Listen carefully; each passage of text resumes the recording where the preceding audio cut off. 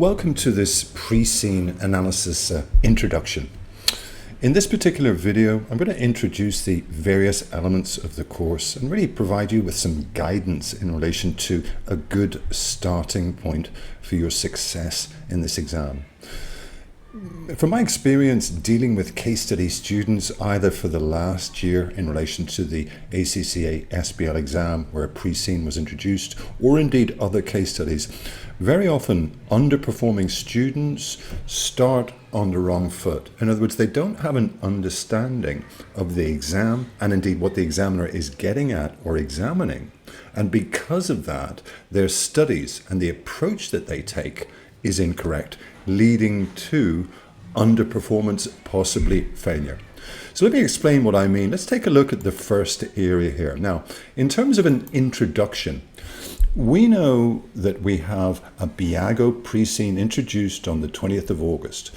What is that supposed to do, that 12-page odd document? It's supposed to provide context in relation to the forthcoming September 24 paper. Now, what do we mean by context? Well, broadly speaking, we mean background in relation to the company, where it's been, where it is now, and where it's going to go, and indeed the industry, the history of the industry, how it works, competition, etc. So, in essence, what the ACCA tell us is this particular document is not so much a prompt on, an exam question will appear on this area, an exhibit will appear on this area, but what they're trying to do is to get us to understand and analyze the context in which the pre-scene company exists and indeed the industry. Now, we know that we've had 4 sittings linking a pre-scene with the exam going back to September 2023. So in essence, we've had a fair amount of time as tutors, and indeed students have as well, to sort of understand the impact of this pre-scene. And indeed linking into that, in terms of the feedback from the examiner, it's very much as we've expected. And to be honest, it really doesn't change sort of exam sitting to exam sitting. What I mean by that is, going back to my first point about making the starting point correct, what students tend to do in this exam is treat it like other knowledge-based exams. And because we're at the professional level, it's not a knowledge-based exam. It's about application, and it's about demonstration of skills. Now, if you take the, roughly speaking, 50% of the students each sitting that fail the exam, what they're doing is things such as knowledge dumping.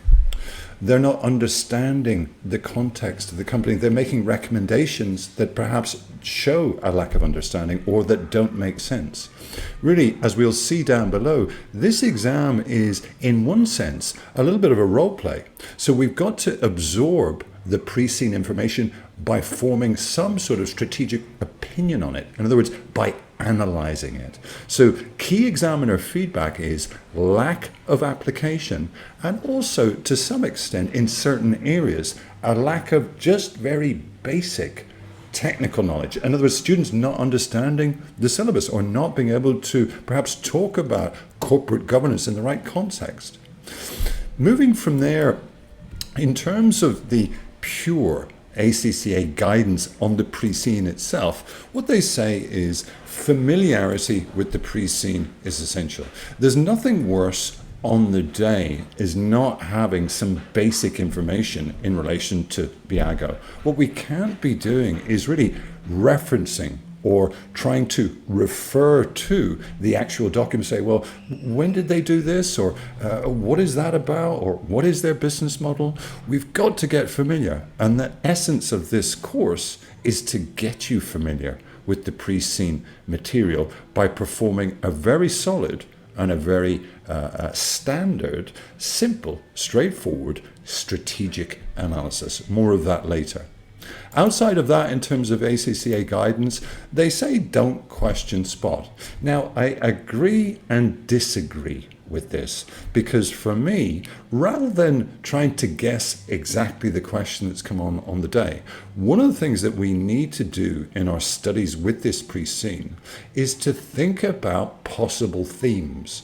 Think about avenues. A simple example will be, as you'll see throughout the course, is this whole reference to independent contractors, their status, their treatment, ethical business practices in relation to contractors.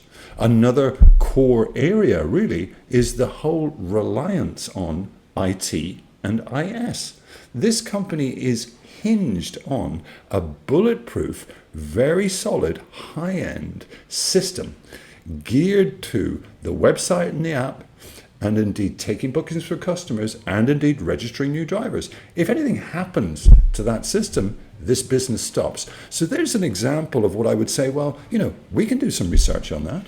We can go into the syllabus and just revise the whole area of cyber threats, and indeed safeguards and possibly disaster recovery. That's just an example. So yeah, avoid trying to second guess 3 or 4 specific questions, but let's talk about 10, 15, or 20 different possible themes based on what we gauge and learn from the pre-scene. Now, in terms of detailed industry knowledge, again, I would agree with this. You don't need to be an expert. Some students will spend a lot of time Googling TNCs, Googling rideshare, trying to become some sort of expert on these areas. We don't need to be. But what we do need to do is to be able to be familiar with the terminology. You'll see in various areas of the course, not least in the industry example section, I provided you with quite a lot of useful information that perhaps could be shoehorned into the right style of question. Now, are you going to get significant extra marks by showing that you're an expert in the TNC industry, ride-sharing, ride-hailing? Not necessarily, but one thing that you can do is differentiate yourself from the students sitting around you by weaving in perhaps a real-life example in relation to, let's say, Uber or Lyft or and other. Last key point is that technical knowledge and indeed practice are important. Now, when we say technical knowledge, what we're not saying is to pass this exam, you need to be an expert on every area and memorize everything in the SBL syllabus. No, you don't. I think what you need to do is you need to be able to handle questions on as many broad areas as possible. So I would say technical knowledge is important, but certainly not as important as applying your knowledge to a given scenario, and over and above that, understanding the context in which Beago operates and exists. And that's where our course comes in. Next key point there, practice. There's no substituting practice. I'm talking, of course, about question practice and indeed mock exams. That's what the ACCA tells us. You see within the examiner reports, there's reference to very, very clear, the examiner saying students aren't practicing. It looks like this is the first time they've done an exam, and they're right. Now, what about our guidance? What do we say? Now, this is based on my experience of teaching this particular exam since September 18 when it first came in, and indeed all the sittings since the pre-scene was introduced. For me, this is about role play. And indeed, I want you to think about this exam as if you're playing a role, and think about your practical studies from now, from this video through to actually your big day. Because I think that if you think like a consultant, because that's probably what you're going to be, or some sort of advisor in some way to the executive board, I think it's a lot easier for you to answer questions. Think about it. If this was real life, if you were advised to attend a meeting with the executive board, you would have done your homework. You would have done your homework on Beago. Who is this company? What have they been doing? Let me understand their strategies in the past, today, and possible avenues going forward. Try and think about the exam as you're playing a role. I'm telling you, it works. Next area is mentioned, skills. We know how important skills are. We know that we're going to be examined in the questions about the display of several skills, acumen, analysis skills, skepticism, etc.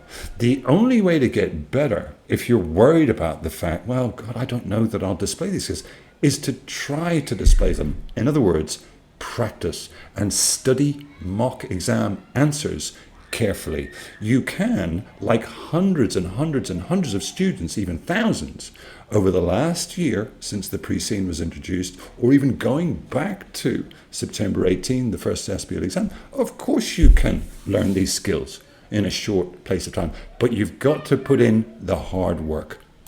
Outside of that, I do think that, as I've said in point number 1, role play, and indeed thinking about the exam a little bit like a real life scenario is important.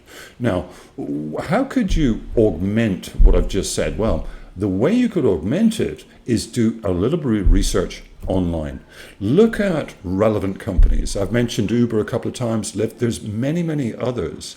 Very often you'll find that the SBL examiner and the questions that are in the exam are linked to, broadly speaking, roughly, tenuously, the sorts of things that real life companies in these industries will have to encounter. In other words, the topic areas of the exams, the topic areas of the exhibits are very often stuff that's been in the news in the last 10 or 15 years. Absolutely. So let's try and think real life and do a little bit of research online outside of what's in the pre-scene. As mentioned, practice is key. Now, I want to dwell on this a little bit. My guidance, when I say practice, what I'm not saying is doing 1 or 2 questions, perhaps with the answers open. I'm talking that you must put yourself in a position where you're under the stress and strain of a real life exam within the allocated time slot. In other words, exam conditions. That's the only way to get better quickly. And if you avoid the pain of that, then I think you're doing yourself a disservice. I really do. We need several mock exams in play to get better. So plan them into your time and do them under full exam conditions with no answer auditing. Absolutely not. Last area, this is something that I've learned from students, successful students in the main, where I've taught at SBS level. They tend to come out of the exam saying, well, I think I got a good reading of the exam. At the end of the day, when I got my results, I did well. To a large extent, it's common sense.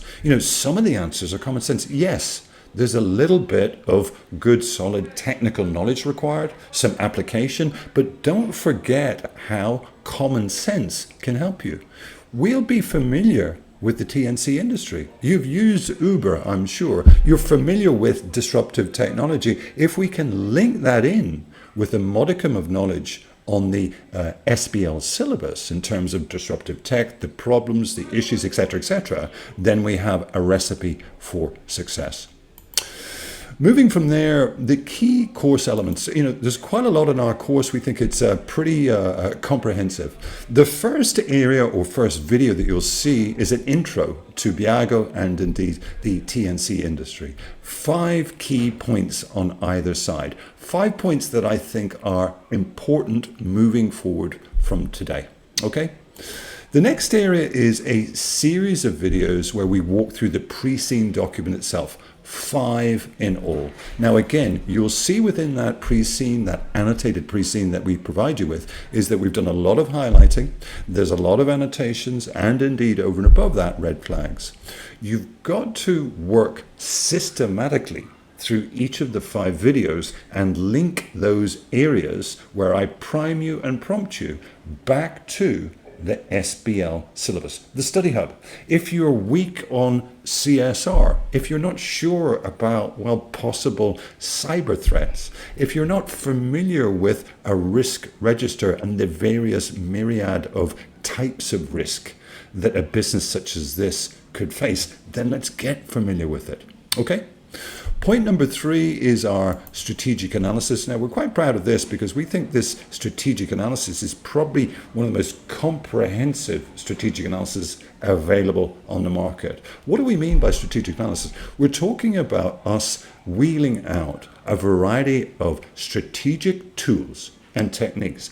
Porter's 5 forces, Porter's diamond, SWOT analysis, Ansos matrix, and really wrapping those or applying those to the Beago pre-scene, and indeed coming to a set of conclusions as to possible future strategic directions. So really, outside of the number 2, the pre-scene walkthrough, this area is absolutely key to your understanding of where this business has been, where it is now, and indeed where it could go.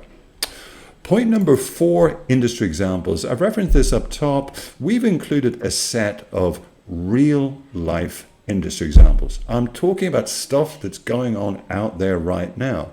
And in the main, many of these examples and many of these references center around, industry developments, tech, disruptive tech, and indeed what's going to happen in the future. So these are very, very useful. And when I say example, I'm talking about areas that could be slotted in your answer to the right type of question, just to differentiate yourself from the students sitting around you. The next area, hot topics. We've picked out, really based on my experience of teaching the SBL, I'm pretty solid on every sitting going back to September 2018. I picked out 10 hot topics. Now, I would say ballpark, 6 or 7 of those are specific to Beago and the pre-scene. And probably 3 or 4 of them are topics that I would generally tend to include in any list of 10 hot topics on any company. Okay? And that's because the examiner tends to show patterns in certain areas. He likes to examine certain areas. So in the 10 hot topics, you've got really 10 areas again prompting you to get into the study hub and to your notes and make sure you're familiar with the basic technical area, and also think about, well, how would this link in with Beago and indeed this position that it finds itself in. Be careful though, any tutor, any lecturer, any tuition company who says, well, our hot topics, they're definitely coming up on the day. Nobody can say that.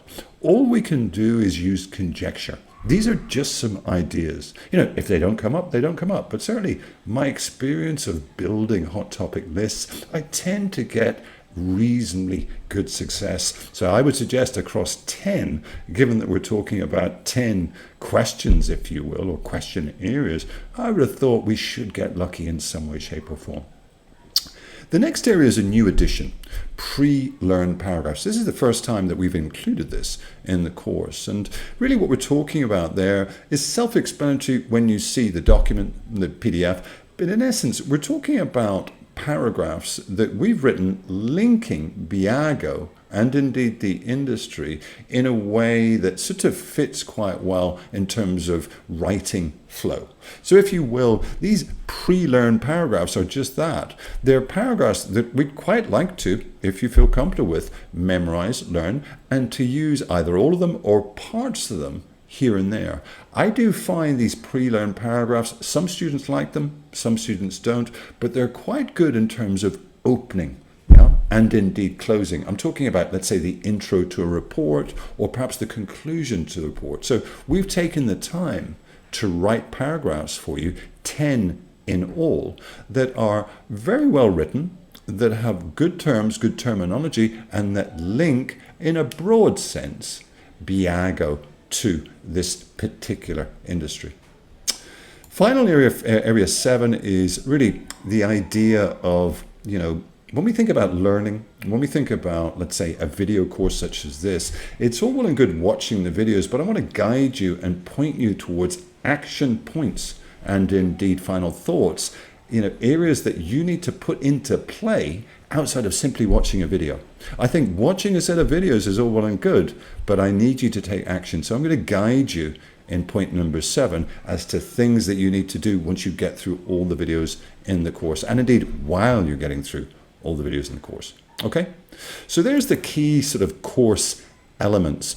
As I've said, let's just walk through from section 1 onwards. The first one is the intro, 5 key TNC industry points. Don't leave home without them, okay? Those are the things that I picked out in terms of the industry. I would put them 1, 2, 3, 4, and 5.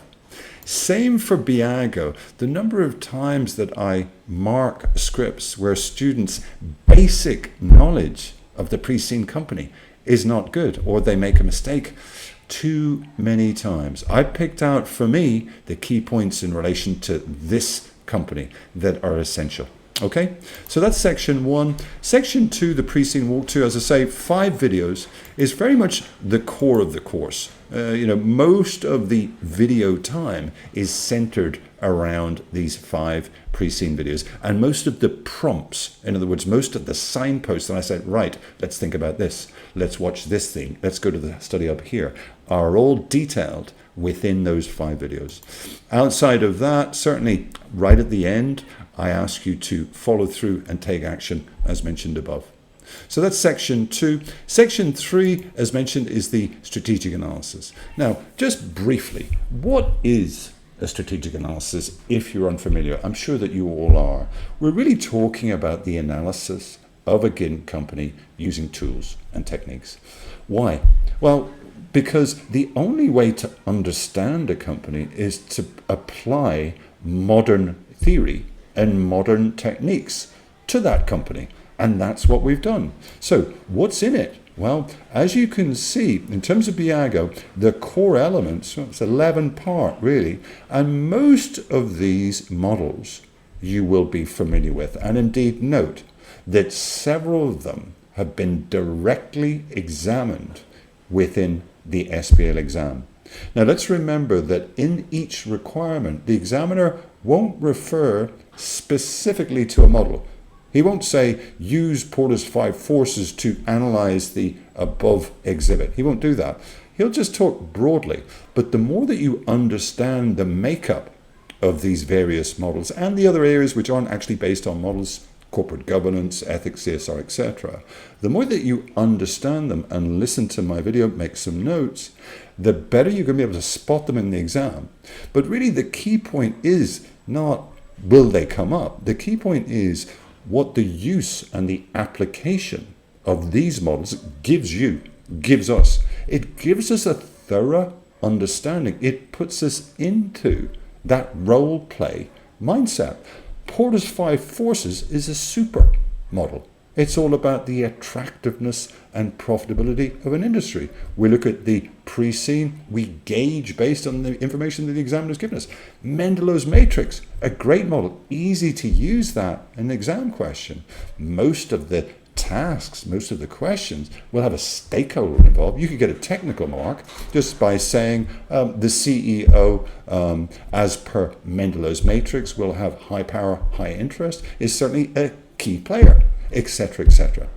Also note that a model such as SWOT, again, in my experience of dealing with case study styles exams, very, very often one part of the source of exam questions is the SWOT analysis. I mean, let's think about it. Questions will come from either something that the company has a strength in or a weakness in, or perhaps is an opportunity or a threat. Absolutely. So an understanding based on the pre-seen of what the key strengths, weaknesses, opportunities, and threats are is absolutely essential. Another great model here, Anselm's matrix, that's referenced several times throughout the pre-seen videos. Again, let's understand the terminology. What's the difference between penetration and indeed market development? Do we understand it? Do we not?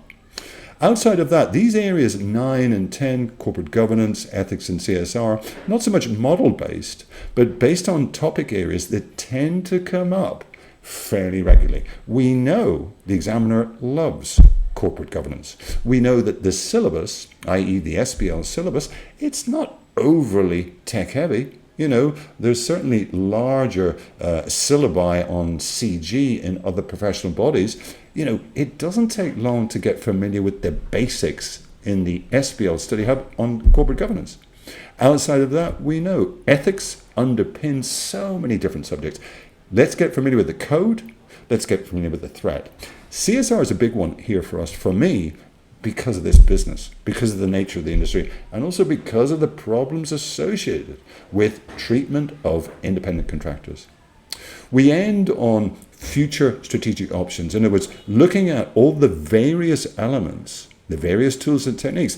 I'm trying to come up with, okay, going forward, what's the options for this business in terms of maintaining or building growth, building sales, building revenue, building profitability? I'll just give you some ideas based on what I've seen. Anything could come up on the day, but do remember, this exam is a strategic exam, strategic professional. So thinking about future strategic options is obviously important to us. So in essence, moving to section 4, I've mentioned the industry examples. Now, very briefly on that, they're real life examples coming from real life companies. Uber is just one, there's several others. Outside of that, in terms of the areas that tend to be best used, certainly tech and innovation, and that's pretty relevant given the nature of this industry and how it's changed in real life. Outside of that, challenges, problems associated probably with the future, issues, e.g., such as regulation. Okay. In terms of their use in the exam, as mentioned, are you going to get a substantial and significant number of extra marks by wheeling out my industry examples? No, you're not. But if we get the right sort of task, using a sentence or two and just saying, oh, in 2019, Uber settled a class action lawsuit for $100 million in relation to their treatment of independent contractors. That's just one example. So what I'm saying is, for your marker, for the examiner, being able to weave in here and there very quickly, a sentence or two that's in the right sort of topic area for that exam question, I think if I'm doing the marking, that differentiates. I feel better about the student. This student's done his homework. Also answered the question, but giving a nice little example. Okay, I hope you get my drift. So, next area, I've mentioned the hot topics. Now, a word of caution here. Firstly, let me go through, how I've come up with them. Certainly the past exams. I'm familiar with all of the past exams and indeed the questions within them. So that's one source.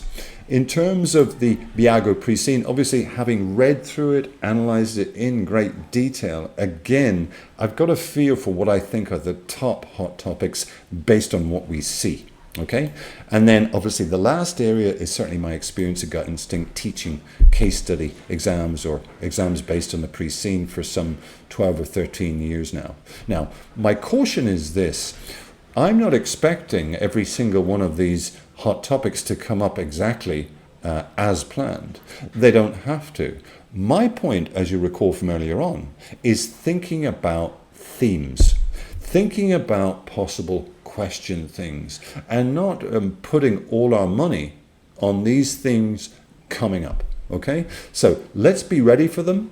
If they don't come up, fine, because we'll have done enough practice to be able to apply our knowledge and our skills in other areas. But we could get lucky, and my sort of experience or my history in relation to hot topics is reasonably good. Okay. As I say, this last area, the pre-learned paragraphs, it's probably better explained when you see the actual PDF itself. You probably have access to it now. We're talking really about fillers. It's not compulsory. It's optional. You don't have to learn these paragraphs. But certainly in my experience as students that do use them, find them a nice way to fill a gap, to fill a nice intro, to fill a nice conclusion. So it's up to you how and whether or not you use them, for sure. Okay, so in terms of action points and indeed final thoughts, section 7, as mentioned, I'll be giving you a list of things that I need you to do once you've got through the course and really priming you towards exam day. And really some final thoughts, I guess, in relation to Beago and what we've learned over the course of this video course. Okay, so that really concludes this sort of pre-scene analysis introduction. I hope that made sense. It's pretty quick, accelerated, but we really wanted to give you a good feel on exactly what you have in front of you and indeed what you need to do in each area. So listen, thanks for listening. Hope your studies go well in the forthcoming week or two. Cheers. So we move into section 1, and here we're going to introduce Beago, our pre-scene company, and indeed the industry. Now, for me, 5 points on each. These are key. These are the basics. As mentioned in our intro, the importance for a student of having a solid understanding of the basics pre-scene can't be overemphasized. So let's take a look in the first instance at Beago and indeed 5 key points. What do we have this time round for September 24? We have, note, a listed transport network company or transportation network, a TNC. Note that the company is listed. Now we know the implications for that at SBL level of the whole area of corporate governance, one of the examiner's favorite topics. Now in terms of the detail within the SBL syllabus, it's not absolutely heavy. There isn't a tremendous amount in there. We just need to understand the basics.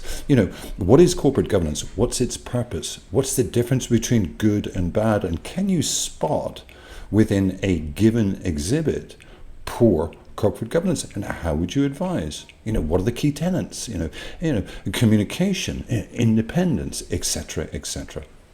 Now, outside of that, we know from the information in the pre-scene that they seem to have a pretty solid set of executive directors and quite a number of non-executive directors. Over and above that, we know nothing. Now, in terms of the status, this is a successful company, second largest in the market, 16 million active customers at glance within Beeland. Second to the big player. Note the big player operates worldwide, and indeed let's remember the prospect of questions pertaining to, let's say, the strategic benefits and risks of an acquisition, or indeed the possibility of a takeover. So there's the essence of number 1. Number 2, established only 12 years ago. And because of the advancements in tech, we only have to look at the real-life TNC industry to know how rapidly, companies such as Lyft, etc., have grown, really on the back of, obviously, the internet, the growth of smartphones, etc., etc. Now, they're very, very successful, and they're owned by, in the main, institutions, the founders, each of the founders, 10%, or 5 each, I guess, and small private investors. Now, we can't overemphasize the impact that, let's say, institutional investors can have on the board of executive directors. That impact may be significant, particularly when we have problems.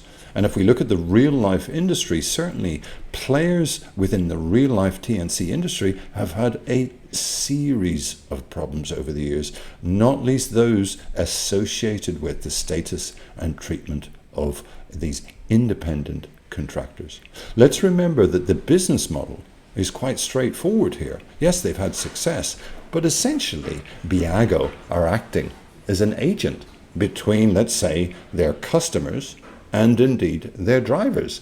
They're picking up 15 to 25% slice of each dollar, pound, euro, etc. that these drivers make. Quite a nice, sizable chunk.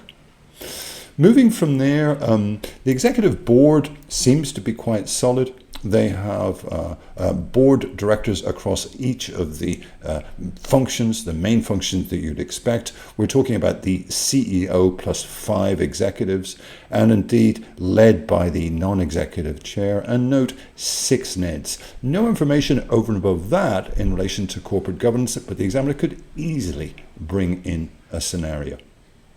Outside of that, number 4, clearly the business outside of the link between customers and indeed workers or independent contractors is hinged on their website, and particularly app development. That's been the key to growth. There's an app not just for the customers to register as customers, but also for drivers. So IT, IS, and systems and tech is key. And let's remember, there are threats in that area as well. Again, another common topic within the exam. Last and final point in relation to Beago is really the challenges facing them, and indeed other companies, other TNCs within this Beeland industry. I've referenced this on the industry side as well, but certainly the contractor issue. The fact that really there's very, very little regulation, not just in Beeland, but elsewhere. Outside of that, this particular market, players are catching on. This market is being entered by a number of new players, really drawn by increased revenues, profitability, and basically opportunities with a fairly simple business model.